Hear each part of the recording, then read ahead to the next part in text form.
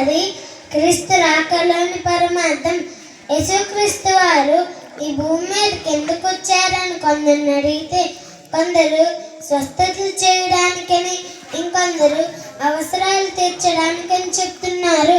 అసలు యేసుక్రీస్తు ఈ భూమి మీదకి రావడానికి గల బలమైన కారణం యోహాను సువార్త 18:37 చూసినట్లయితే యోహాను సువార్త 18:37 చూసినట్లయితే అందుకు పిలాతు, నీవు రాజువా అని ఆయన అడగగా, యేసు, నీవు అన్నట్లు నేను రాజునే, నేను సత్యమును గూర్చి సాక్ష్యమిచ్చుటకు నేను పుట్టి తిని, ఇందు నిమిత్తమే ఈ లోకమునకు వచ్చి తిని, నీవు అన్నట్లు నేను రాజునే, నేను సత్యం గురించి చెప్పడానికి వచ్చాను అని యేసు అంటున్నాడు.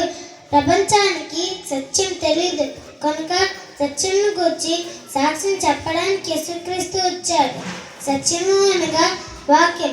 వాక్యం ఎంత గొప్పదంటే వాక్యం మన హృదయంలో ఉంటే ఆ వాక్యాన్ని సాతాను దొంగలించేంత గొప్పది.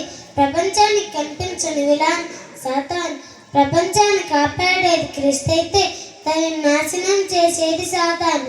మనుషులకు ఆస్తి విలువ తెలుసు, అంతస్తుల విలువ తెలుసు, కానీ వాక్యం విలువ తెలియదు.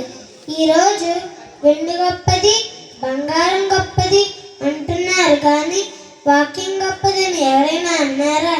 అన్నారు. ఎందుకంటే వాళ్ళకి వాక్యం విలువ తెలియదు. యేసుక్రీస్తు వాక్యాన్ని ప్రకటించడానికి వచ్చాడు.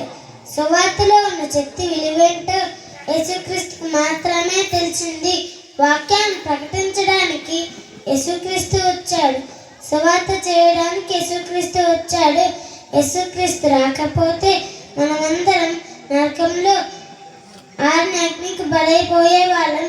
కాబట్టి మనమందరం రక్షకులుగా ఉండి నరకంలో నుండి ఈ లోకాన్ని రక్షించాలని కోరుకుంటూ ఈ నా చిన్న మాటలు ముగించుకుంటున్నాను. అందరికీ